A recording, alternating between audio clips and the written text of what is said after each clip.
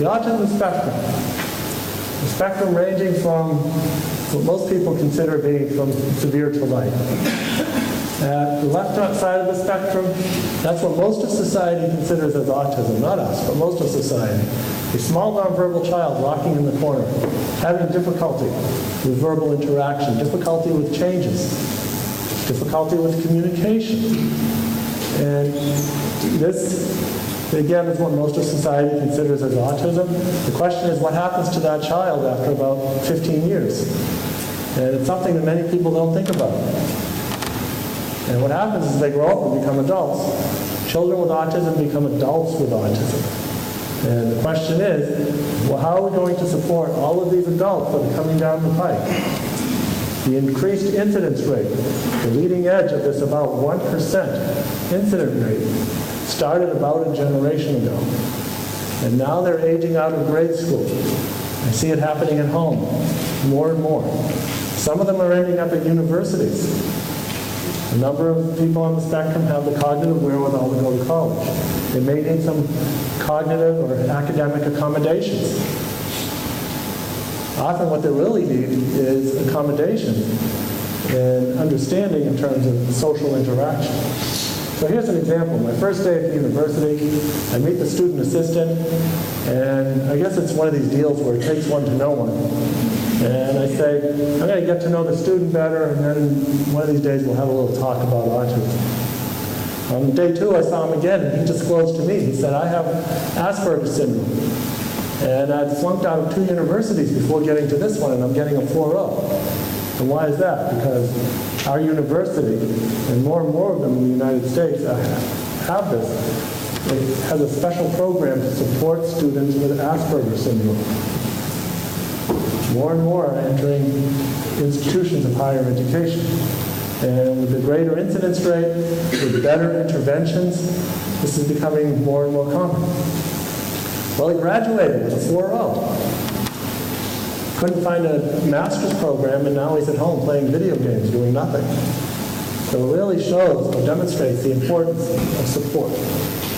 So the autism spectrum is wide, it's deep, it stretches all the way to this side, where we see high-functioning autism, Asperger's syndrome. We also see what is known as twice exceptionality. So extreme strengths with extreme challenges. And that kind of forms the core of how we define a disability. And that is an overall level of functioning. You make like a chart like that, but a student with a disability has a real dips somewhere, maybe more than one. And that's the area of disability. It could be reading, could be math, it could be something else. And what that also suggests is if there's a real dip here, there might be a corresponding strength over there. And to this end, I think of one of the co-authors to my second book on self-advocacy. And getting back to self-advocacy, I noticed that there was very little education on teaching people with autism how to advocate. So I asked 5 of my colleagues, all who are on the autism spectrum, how are we going to teach people with autism how to advocate for themselves? So that's what this book is about. One of the co-authors, Cassiana Sibley, she's in her 30s. She has a verbal IQ of over 200. For those of you familiar with scoring IQ tests, know they don't go that hard, so it's just a guess.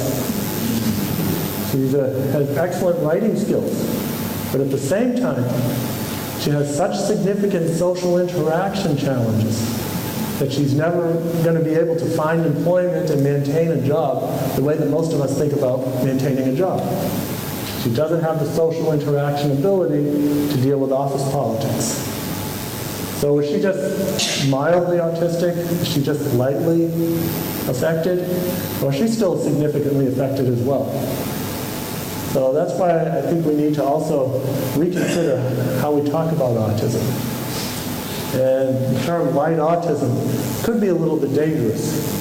Because with a person having just light autism, maybe if they just try a little bit harder, they'll be able to get along with their classmates. They'll be able to do schoolwork. And those of us familiar with working with children having learning disabilities, it's not a question of trying harder, but it's so often a question of how. And that's our job as educators. How do we teach the person how to learn? And secondly, how do we teach the person to understand their own learning styles so that they can learn on their own. Well, I like things that spin, a lot of us do. And that's where I landed on the autism spectrum at 18 months, when the autism bomb exploded. And I lost functional communication, but then I still had some awareness of the environment. So let's take a look. And as we take a look at my journey along the autism spectrum, oh, that thing came back again. And it's gone. And now you see that red arrow. That red arrow signifies the potential of a person with autism to move to a greater area, an area of greater success with interacting with others, with interacting with the environment. So how do we achieve this success?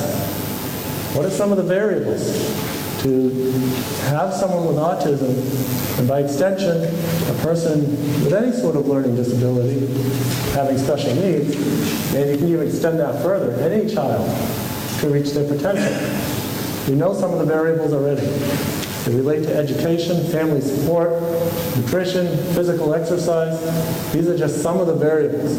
With people on the autism spectrum, some of these are just going to require more focus.